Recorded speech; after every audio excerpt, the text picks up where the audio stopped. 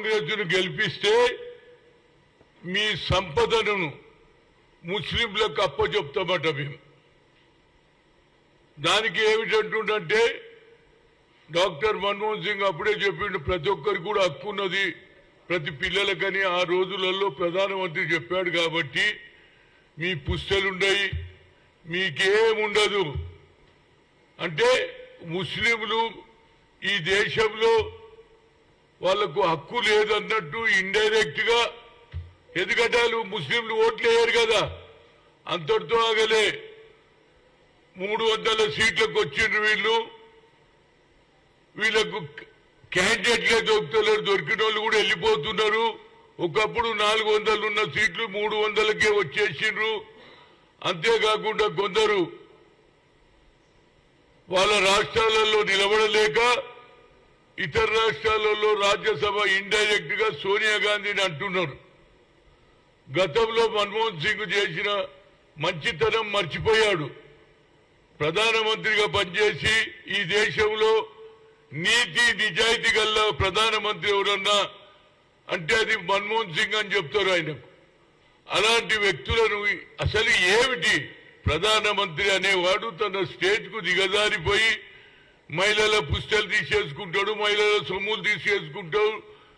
ఇదేమిటి అంటే మాకేస్తే మేము ఏది వాళ్ళ మా ఓట్లు వేస్తేనట వాళ్ళ పుస్తలు పోతాయట, వాళ్ళ సొమ్ములు పోతాయట, వాళ్ళ ప్రాపర్టీస్ పోతాయని చెప్పడం అది ఎంతవరకు న్యాయమైన? నరేంద్ర మోడీ 10 ఏళ్ళు చేసినావు, నువ్వు 10 ఏళ్లలో ఏం చేసినావు చెప్పు, ఏ డెవలప్మెంట్ చేసినావు చెప్పు, ఏ పేదవారికి న్యాయం చేసినావు చెప్పు, ఏ పేదవారికి ఉద్యోగాలు ఇచ్చినావు చెప్పు.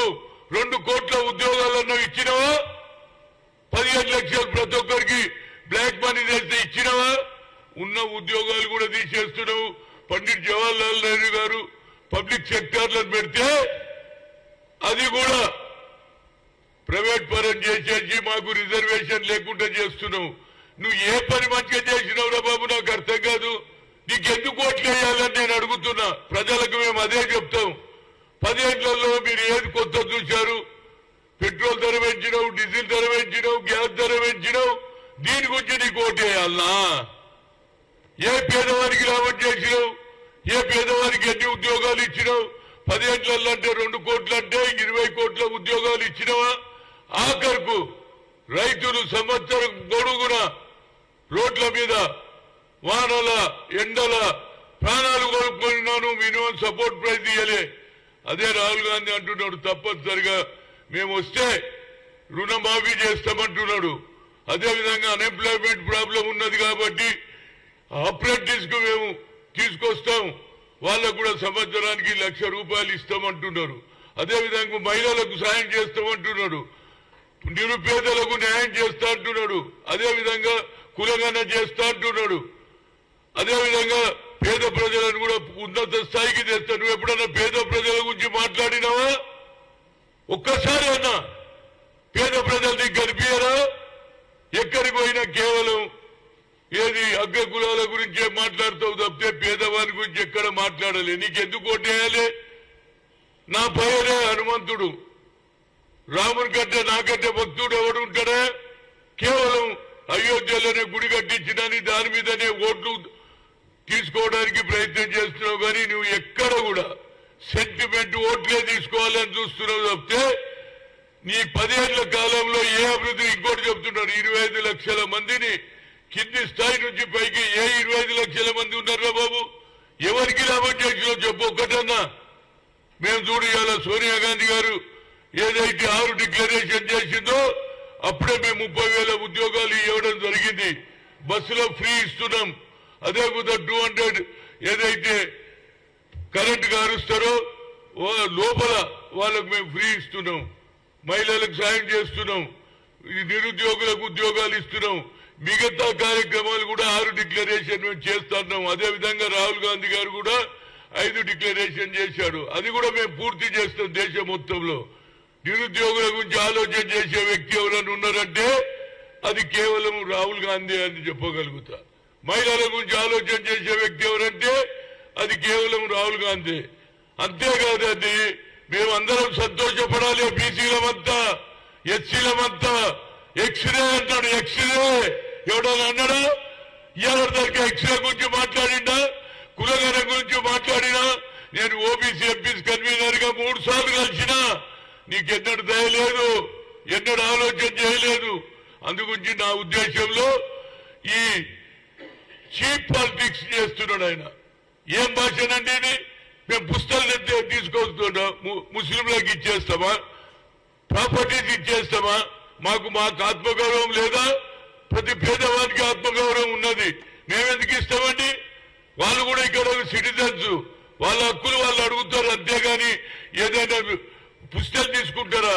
అంటే ఎందుకంటే ముస్లింల మీద హేట్ చేయాలి, ముస్లింలు ఎట్లనన్నా ఓట్లు వేయరు కాబట్టి దాన్ని కాపాడుకోవడానికి హిందూ ఓట్ల గురించి సెంటిమెంట్ ఈ దేశాన్ని ముక్కలు చేయాలని చూస్తున్నావు. అదే రాహుల్ గాంధీ నఫరత్ छोड़ो ప్రేమ్ బడావ్ అంటున్నాడు. న్యాయ వ్యవస్థ లడ్నే వాళ్ళకు హిందుస్థాన్ మే అంటే అది రాహుల్ గాంధీ. కనుక ఇవాళ భాషలు బంద్ చేయి, మాటలు బంద్ చేయి. ఈ 10 ఏళ్లలో ఏం చేసినావు చూయించు. ఇవాళ ఓట్లకు వస్తున్నావు. ఈ 10 ఏళ్లలో ఇచ్చిన వాగ్దానాలు ఒకటన్నా పూర్తి చేసినవా? ఎన్ని కోట్ల ఉద్యోగాలు ఇచ్చినావు చెప్పు నువ్వు? ఏది ఇయ్యలే. ఆఖరుకు రైతులు మినిమం సపోర్ట్ ప్రైస్ అడుగుతూ కూడా వాళ్ళకి ఇయ్యలే. కనుక తప్పనిసరిగా వచ్చే ఎన్నికల్లో ప్రజలు అందరికీ తెలుసు ఈయన ఏ అభివృద్ధి చేయలేదు, కేవలం అయోధ్య రాముని చూసి నాకు ఓటు వేయండి అనేది ఆలోచన తప్పితే, అయోధ్యలో రాముడు కూడా ఏమన్నాడు? అందరు సమానంగా ఉండాలన్నాడు. రాముడు ఎక్కడ కూడా వేరు చేయలే, అందరు కలిసి ఉండాలన్నాడు. నువ్వు విడగొట్టే పని చెప్పుకుంటూ రాముడిని ముందుకు పెడితే అందరికీ ఏది ద్వేషాలు పెంచుతున్నావు. అదే ఆయన తండ్రి రాహుల్ గాంధీ, తండ్రి రాజీవ్ గాంధీ సద్భావన అన్నాడు. ఈ దేశంలో మతాల పేరు మీద చిచ్చు పెడుతున్నావు అన్నాడు. మళ్ళా నువ్వు అదే చేస్తున్నావు. కనుక కాంగ్రెస్ పార్టీ తప్పనిసరిగా వచ్చే ఎన్నికల్లో నరేంద్ర మోడీకి బుద్ధి చెప్పాలి. ఎట్టి పరిస్థితుల్లో తెలంగాణలో 14 సీట్లు గెలవడానికి మనం శాయశక్తులకు కృషి చేయాలని. నరేంద్ర మోడీ నీ స్థాయికి తగ్గి మాట్లాడుతున్నావు, మహిళలకు అవమానం చేస్తున్నావు. మేము పుస్తకాలు ఎత్తుకపోయి ఇచ్చేస్తారా? మా ప్రాపర్టీ ముస్లింలు ఎత్తుకపోతారా? ఎక్కడ ఎత్తుకపోతారా బాబు? వాళ్ళకు ఏదో మాకు కావలసినట్టు 2 పూటల భోజనం, మాకు ఉద్యోగాలు కావాలంటున్నారు. మిగతా వాళ్ళు అడిగినట్టు వాళ్ళు అదే అడుగుతున్నారు. మాకు ఏం చేస్తే మాకు స్కూల్ కావాలి, మా పిల్లలు చదువుకోవాలి, మా పిల్లలు కూడా మిగతా పిల్లల్లాగా ఉండాలి అని అడుగుతున్నారు తప్పితే, ఆఖరుకు సోనియా గాంధీని కూడా నువ్వు విమర్శిస్తావేంటి? ఇక్కడ గెలవని వాళ్ళట పోయి రాజస్థాన్ లో రాజ్యసభ ఇస్తున్నారు అంటున్నారు. ఎంతో మంది అయ్యిండ్రు. ఎవరైతే రాజ్యసభకు ఏదైతే పార్లమెంట్ లో తిరగలేని పరిస్థితి ఉండి అనారోగ్యంగా ఉన్నది కాబట్టి, లేకుంటే ఆమె బరాబర్ గా నిలబడుతుండే లోక్సభకు. ఈ ఎండలో ఆ డాక్టర్లు చెప్పిండ్రు కాబట్టి ఆమె హెల్త్ పాయింట్ ఆఫ్ వ్యూలో రాజస్థాన్కి వెళ్ళి రాజ్యసభ అయింది తప్పితే, నీలాగా అబద్ధాలు చెప్పో లేకుంటే హెల్త్ బాగున్నా లేదని చెప్పడం కాదు. ఆమె హెల్త్ బాగలేదు కాబట్టి మా అందరు ఒపీనియన్ కూడా ఒకటి, అమ్మా నువ్వు రాజ్యసభలో ఉండాలి, ప్రజలను కాపాడాలని చెప్పాము. మన్మోహన్ సింగ్ ను కూడా నువ్వు క్రిటిసైజ్ చేస్తావు. మన్మోహన్ సింగ్ ఏమన్నాడు? అందరికీ న్యాయం జరగాలన్నాడు. ఆయన ఎక్కడ కూడా తప్పు చేయలే. కనుక ఆయన కూడా కామెంట్ చేస్తున్నావు. ఇది కేవలం దిగజారుడు మాటలే. నరేంద్ర మోడీ నీ మాటలు ఎవరు నమ్మడురా బాబు.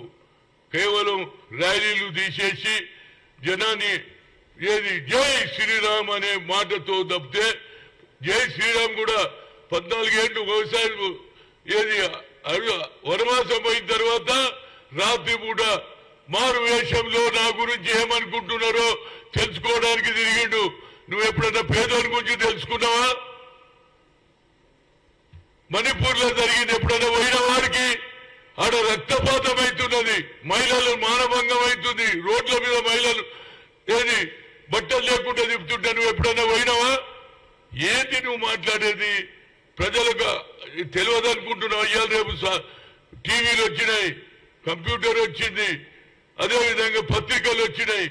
కానీ కొన్ని పత్రికలు నీకు భజన చేస్తున్నాయి కాబట్టి దాంతో నువ్వు నడిపిస్తున్నావు. తప్పనిసరిగా తెలంగాణలో నీకు చికిత్స ఇవ్వడానికి ప్రజలు రెడీగా ఉన్నారు.